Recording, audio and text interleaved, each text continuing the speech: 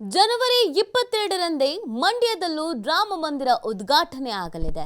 14 ವರ್ಷಗಳ ಬಳಿಕ ಶ್ರೀರಾಮನಿಗೆ ಸಿಕ್ತು ಮಂದಿರ ಭಾಗ್ಯ. ಮೈಸೂರಿನ ಶಿಲ್ಪಿಯಿಂದಲೇ ಮಂಡ್ಯ ಮಂದಿರದ ಮೂರ್ತಿ ಕೂಡ ಕೆತ್ತನೆ ಮಾಡಲಾಗಿದೆ. ಸುಮಾರು 70 ವರ್ಷದಷ್ಟು ಹಳೆಯದಾದಂಥ ಶ್ರೀರಾಮ ಮಂದಿರ ಇದಾಗಿರುವಂಥದ್ದು. 14 ವರ್ಷಗಳ ಹಿಂದೆ ಹಳೆ ಮಂದಿರ ಕೆಡವಿ ಹೊಸ ಮಂದಿರ ನಿರ್ಮಾಣಕ್ಕೆ ಚಾಲನೆಯನ್ನ ನೀಡಲಾಗಿತ್ತು. ಮಂಡ್ಯ ನಗರದ ಲೇಬರ್ ಕಾಲೋನಿಯಲ್ಲಿರುವಂತಹ ಶ್ರೀರಾಮ ಮಂದಿರ ಇದು. ಜನವರಿ 19ರಿಂದ 22ರವರೆಗೆ ವಿವಿಧ ಪೂಜಾ ಕಾರ್ಯಗಳನ್ನು ಹಮ್ಮಿಕೊಳ್ಳಲಾಗಿದೆ. ಪೇಜಾವರ ಶ್ರೀಗಳ ಶಿಷ್ಯರಿಂದ ಈ ಮಂದಿರದ ಪ್ರಾಣ ಪ್ರತಿಷ್ಠಾಪನೆ ಪೂಜಾ ಕಾರ್ಯಗಳು ನಡೆಯಲಿದೆ. ಅದಕ್ಕಾಗಿ ಸಕಲ ಸಿದ್ಧತೆಯನ್ನ ಮಾಡಿಕೊಳ್ಳಲಾಗಿದೆ. ನೋಡಿ, ಮೈಸೂರಿನ ಶಿಲ್ಪಿಯಿಂದಲೇ ಮಂಡ್ಯದ ರಾಮ ಶಿಲ್ಪಿಯನ್ನ ಕೂಡ ಕೆತ್ತಿರುವಂಥದ್ದು. ಜನವರಿ 22ರಂದೇ ಮಂಡ್ಯದಲ್ಲೂ ಕೂಡ ರಾಮ ಮಂದಿರ ಉದ್ಘಾಟನೆ ಆಗಬೇಕು ಅನ್ನುವಂಥ ನಿಟ್ಟಿನಲ್ಲಿ ಎಲ್ಲ ಥರದ ವ್ಯವಸ್ಥೆಯನ್ನು ಮಾಡಿಕೊಂಡಿದ್ದಾರೆ. 14 ವರ್ಷ ಆಗಿತ್ತು. ಇದೀಗ 14 ವರ್ಷಗಳ ನಂತರ ರಾಮನಿಗೆ ದೇವಸ್ಥಾನ ನಿರ್ಮಾಣ ಮಾಡ್ತಾ ಇರುವಂಥದ್ದು. ಆ ಗ್ರಾಮದ ಜನರಿಗೆ ಖುಷಿ, ಸಂಭ್ರಮ ಎಲ್ಲವೂ ಕೂಡ ಹೆಚ್ಚಾಗಿದೆ. जय श्री राम, जय श्री राम, जय श्री राम, जय श्री राम, जय श्री राम, जय श्री राम, जय श्री राम, जय श्री राम, जय श्री राम, जय श्री राम, जय श्री राम, जय श्री राम, जय श्री राम, जय श्री राम, जय श्री राम, जय श्री राम, जय श्री राम, जय श्री राम, जय श्री राम. ನೋಡಿ, ಒಂದು ಕಡೆಯಲ್ಲಿ ಅಯೋಧ್ಯೆಯಲ್ಲಿ ಸಂಭ್ರಮ ಮನೆ ಮಾಡಿದೆ. ಇನ್ನೊಂದು ಕಡೆಯಲ್ಲಿ ಅದೇ ಜನವರಿ 22ರಂದೇ ಮಂಡ್ಯದಲ್ಲೂ ಕೂಡ ರಾಮ ಮಂದಿರ ಉದ್ಘಾಟನೆ ಆಗ್ತಾ ಇದೆ. ಇಲ್ಲೂ ಕೂಡ ಎಲ್ಲ ಪೂಜಾ ಕಾರ್ಯಗಳು ಪ್ರಾರಂಭ ಮಾಡಲಾಗತ್ತೆ. 14 ವರ್ಷ ನೋಡಿ, 14 ವರ್ಷಗಳ ಬಳಿಕ ಶ್ರೀರಾಮನಿಗೆ ಮಂದಿರದ ಭಾಗ್ಯ ಸಿಗ್ತಾ ಇರುವಂಥದ್ದು. ಮೈಸೂರಿನ ಶಿಲ್ಪಿಯಿಂದಲೇ ಮಂಡ್ಯ ಮಂದಿರದ ಮೂರ್ತಿಯನ್ನು ಕೂಡ ಕೆತ್ತನೆ ಮಾಡಲಾಗಿದೆ. ಸುಮಾರು 70 ವರ್ಷದಷ್ಟು ಹಳೆಯದಾದಂಥ ಶ್ರೀರಾಮ ಮಂದಿರ ಇದು. ಆದರೆ 14 ವರ್ಷಗಳ ಹಿಂದೆ ಹಳೆ ಮಂದಿರ ಆಗಿತ್ತು ಅನ್ನುವಂಥ ಹಿನ್ನೆಲೆಯಲ್ಲಿ ಅದನ್ನು ಕೆಡವಿ ಹೊಸ ಮಂದಿರ ನಿರ್ಮಾಣ ಮಾಡಬೇಕು ಅಂತ ಒಂದು ತೀರ್ಮಾನವನ್ನು ಮಾಡಿದ್ರು. ಅವತ್ತಿನಿಂದ ಕೆಲಸ ಕಾರ್ಯಗಳು ಆಗ್ತಾ ಇತ್ತು. ಈಗ 22 ಅದೊಂದು ಸುದಿನ, ಅವತ್ತೇ ಈ ಕಾರ್ಯಕ್ರಮವು ಕೂಡ ನಡಿಬೇಕು ಅನ್ನುವಂಥ ನಿಟ್ಟಿನಲ್ಲಿ ಆಡಳಿತ ಮಂಡಳಿ ಸೂಕ್ತ ರೀತಿಯಾಗಿ ಮಾತನಾಡಿ ಚರ್ಚೆಯನ್ನು ಮಾಡಿ ಕಾರ್ಯಕ್ರಮವನ್ನು ಹಮ್ಮಿಕೊಂಡಿದ್ದಾರೆ. ಮಂಡ್ಯ ನಗರದ ಲೇಬರ್ ಕಾಲೋನಿಯಲ್ಲಿರುವಂತಹ ಶ್ರೀರಾಮ ಮಂದಿರ ಇದು. ಜನವರಿ 19ರಿಂದ 22ರವರೆಗೆ ಪೂಜಾ ಕಾರ್ಯಗಳೆಲ್ಲ ಇರುತ್ತಲ್ಲ, ಎಲ್ಲ ಕಾರ್ಯಗಳು ಕೂಡ ಪ್ರಾರಂಭ ಆಗತ್ತೆ, ನಡೆಯುತ್ತೆ. ಪೇಜಾವರ ಶ್ರೀಗಳ ಶಿಷ್ಯರಿಂದ ಈ ಮಂದಿರದ ಪ್ರಾಣ ಪ್ರತಿಷ್ಠಾಪನೆಗೆ ಸಿದ್ಧತೆಯನ್ನು ಮಾಡಿಕೊಳ್ಳಲಾಗಿದೆ. ಪೂಜಾ ಕಾರ್ಯಗಳು ಕೂಡ ನಡೀತಾ ಇದೆ.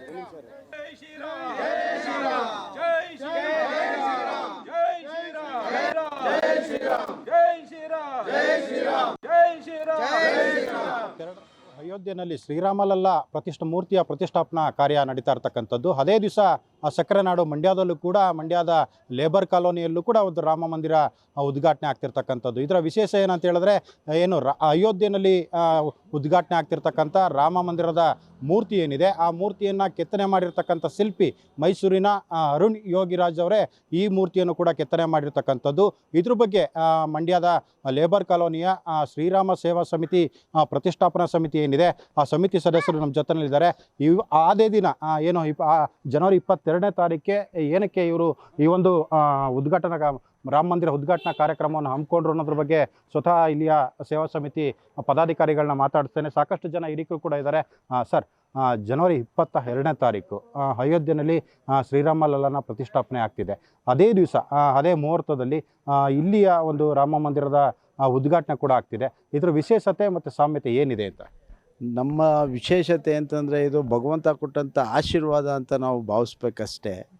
ನಾವು ಒಂದು ವರ್ಷದ ಹಿಂದೆ 26ನೇ ತಾರೀಕು ನಾವು 2023ರಲ್ಲಿ ವಿಗ್ರಹನ ತಂದು ನಾವು ಇಲ್ಲಿ ದೇವಸ್ಥಾನದಲ್ಲಿ ಪ್ರತಿಷ್ಠಾಪನೆ ಮಾಡಬೇಕು ಅಂತೇಳಿ ಯೋಗಿರಾಜ್ ಅವರಿಂದ ವಿಗ್ರಹ ಅವರ ಶಿಲ್ಪಿಗಳು ಕೆತ್ತನೆ ಮಾಡಿ ನಮಗೆ ಕೊಟ್ಟು, ಅದೇ ದಿನ ಅವರು ಅಯೋಧ್ಯೆಗೆ ತೆರಳಿದ್ರು. ನಮ್ಮ ಪ್ರಧಾನಮಂತ್ರಿಗಳ ಕರೆ ಬಂದಿದೆ ಅಂಥೇಳಿ, ಅದು ನಮ್ಮ ಸುಕೃತ ಪುಣ್ಯ ಅಂತ ಅಂದ್ಕೊಂಡಿದ್ದೀವಿ. ಹಾಗೆ ಇದೇ ಸಂದರ್ಭದಲ್ಲಿ ನಮಗೆ 22ನೇ ತಾರೀಕು ವಿಗ್ರಹ ಪ್ರತಿಷ್ಠಾಪನೆ ಮಾಡೋದಕ್ಕೆ ಕಾಲಾವಕಾಶ ಕೂಡ ಬಂದಿರೋದು ನಮ್ಮೆಲ್ಲರ ದೇವಸ್ಥಾನದ ಪೂಜಾ ಕಾರ್ಯಕ್ರಮಗಳು ಸ್ಟಾರ್ಟ್ ಆಗ್ತಾ ಇರೋದು ನಮಗೆ ದೈವೀಕೃತ ವರ ಅಂತ ನಾವು ಭಾವಿಸಿ ಈಗ ಇಷ್ಟೊಂದು ತಡವಾಗಲಿಕ್ಕೆ ಈ ರಾಮ ಮಂದಿರ ಉದ್ಘಾಟನೆ ಕಾರಣ ಏನಿರ್ಬೋದು? ಸರ್, ಇದು ಸುಮಾರು ಒಂದು 70 ವರ್ಷಕ್ಕೂ ಹಿಂದಿನಿಂದು. ನನಗೆ ಈಗ ಒಂದು 50 ವರ್ಷದ ಮೇಲಾಗಿದೆ. ನಾವು ಹುಡಕಿದ ಮೊದಲಿಂದ ಇರುವಂಥ ರಾಮ ಮಂದಿರ ಇದು ಜೀರ್ಣೋದ್ಧಾರ ಆಗದೆ ಹಲವಾರು ವರ್ಷಗಳಿಂದ ಸ್ವಲ್ಪ ಇದಾಗಿ ಬೇರೆ ಸ್ಥಿತಿಲಿತ್ತು. ಸೊ ಅದ್ರ ಪೂಜಾ ಕೈಂಕರ್ಯಗಳು ನಡೀತಾ ಇತ್ತು. ನಾವು ಚಿಕ್ಕವರಾಗಿದ್ದಾಗ ಈ ರಾಮ ಭಜನೆ ನಿತ್ಯ ಪಠಣಗಳನ್ನ ಮಾಡ್ತಾ ಈ ರಾಮ ಮಂದಿರ ಕಾಲ ಕಳೀತಾ ಇದ್ವಿ ನಾವು. ಸೊ ಇದನ್ನು ಈಗ ಒಂದು 15 ವರ್ಷಗಳ ಹಿಂದೆ ಇದನ್ನು ಕೆಡವಿ ಒಂದು ಒಳ್ಳೆಯ ರಾಮ ಮಂದಿರ ನಿರ್ಮಾಣ ಮಾಡಬೇಕು ಅಂತ ನಮ್ಮ ಶ್ರೀರಾಮ ಸಮಿತಿಯ ಎಲ್ಲ ಮುಖಂಡರುಗಳು ಒಂದು ತೀರ್ಮಾನ ಹಾಕಿ ಹಿರಿಯ ಮುಖಂಡರುಗಳು ಇದು ಪ್ರಾರಂಭ ಮಾಡಿದ್ರು. ಸುಮಾರು ಒಂದು 14 ವರ್ಷನೇ ಆಗಿದೆ. ಇದು ಶ್ರೀರಾಮರಿಗೆ ಒಂದು ವನವಾಸ ಏನು 14 ವರ್ಷ ಅಂತ ಏನೋ ಒಂದು ಆ ರಾಮಾಯಣದಲ್ಲಿ ನಾವು ತಿಳ್ಕೊಂಡಿದ್ವಿ. ಅದೇ ರೀತಿ ದೇವಸ್ಥಾನಕ್ಕೂ 14 ವರ್ಷ ಹಿಡಿತು ಅನ್ನೋದೇ ಏನೋ ಒಂದು ಕಾಕತಾಳಿ ಅಂತ ಅನ್ಕೊಬೇಕು ನಾವು. ಏನು ಅಯೋಧ್ಯೆಯಲ್ಲಿ ರಾಮ ಮಂದಿರ ಉದ್ಘಾಟನೆ ಆಗ್ತಿದೆ, ಅದೇ ದಿವಸ ಇದರ ಉದ್ಘಾಟನೆನೂ ಕೂಡ ನೀವು ಮುಹೂರ್ತವನ್ನು ಇಟ್ಟಿದ್ದೀರಿ. ಇದು ಮೊದಲೇ ಗೊತ್ತಿತ್ತಾ, ಅಂದರೆ ಈ ದಿವಸನೇ ಇಡಬೇಕು ಅಂತೇಳಿ, ಅಥವಾ ಕಾಕತಾಳಿಯನ್ನ? ಏನು ಹೇಳ್ತೀರಾ ಇದ್ರ ಬಗ್ಗೆ ಅಂತ? ಅಂದರೆ ಈ ದೇವಸ್ಥಾನದ ಪ್ರತಿಷ್ಠಾಪನೆ ವಿಷಯ ಅಂತ ಪ್ರಸ್ತಾಪ ಮಾಡುವಾಗ ಈಗ ಒಂದು 2 ತಿಂಗಳ ಹಿಂದೆ ಆಗ ಎಲ್ಲರೂ ಆಲೋಚನೆ ಮಾಡುವಾಗ ಅಯೋಧ್ಯೆಯಲ್ಲಿ ರಾಮದೇವರ ಲೋಕಾರ್ಪಣೆ ಆಗ್ತಾ ಇರೋದು ಸಮೀಪದಲ್ಲಿದೆ. ಆ ದಿನವೇ ನಾವು ಕೂಡ ಪ್ರತಿಷ್ಠಾಪನೆಯನ್ನು ಮಾಡಿದ್ರೆ ಅದು ಅತ್ಯಂತ ವಿಶೇಷವಾದಂತಹ ಪ್ರತಿಷ್ಠಾಪನೆ ಆಗುತ್ತೆ ಅನ್ನುವ ಭಾವನೆಯಿಂದ ಅದೇ ದಿನವನ್ನು ನಾವು ನಿಗದಿ ಮಾಡಿಕೊಂಡ್ವಿ.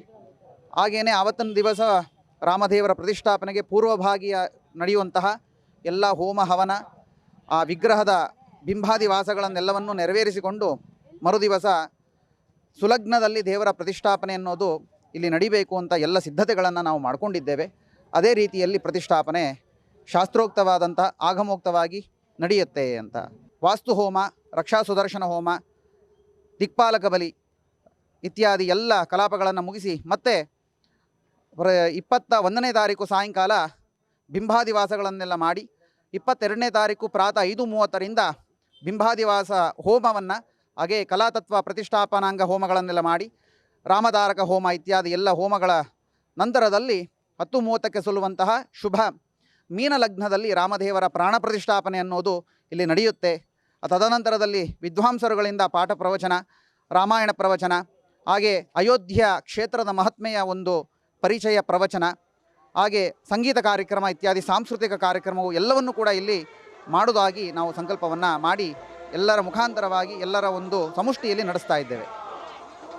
ಸೊ ಇದಿಷ್ಟು ಮಂಡ್ಯದ ರಾಮ ಸೇವಾ ಭಕ್ತರ ಮಾತಾಗಿರ್ತಕ್ಕಂಥದ್ದು. ಏನು ಅಯೋಧ್ಯೆಯಲ್ಲಿ 22ನೇ ತಾರೀಕು ಏನು ರಾಮ ಮಂದಿರ ಉದ್ಘಾಟನೆ ಆಗುತ್ತೆ, ಅದೇ ದಿವಸ ನಮ್ಮ ದೇಗುಲ ಕೂಡ ಉದ್ಘಾಟನೆ ಆಗ್ತಿರ್ತಕ್ಕಂಥದ್ದು ವಿಶೇಷವಾಗಿರ್ತಕ್ಕಂಥದ್ದು. ಅದ್ರ ಜೊತೆಗೆ ಏನು ಶ್ರೀರಾಮ 14 ವರ್ಷ ವನವಾಸವನ್ನು ಏನು ಅನುಭವಿಸ್ತಾ, ಆ ನಿಟ್ಟಿನಲ್ಲಿ 14 ವರ್ಷಗಳ ವನವಾಸದ ನಂತರ ನಮ್ಮ ದೇಗುಲ ಪೂರ್ಣಗೊಂಡಿರ್ತಕ್ಕಂಥದ್ದು ಕೂಡ ನಮಗೆ ಸಂತೋಷವನ್ನು ತಂದಿರತಕ್ಕಂಥದ್ದು ಅಂತ ಹೇಳ್ತಿರ್ತಕ್ಕಂಥದ್ದು. ಕ್ಯಾಮ್ರಾ ಪರ್ಸನ್ ಜುನೇದ್ ಜೊತೆ ಶಶಿಕುಮಾರ್ ದೊಡ್ಡೆಯ TV5 ಕನ್ನಡ, ಮಂಡ್ಯ.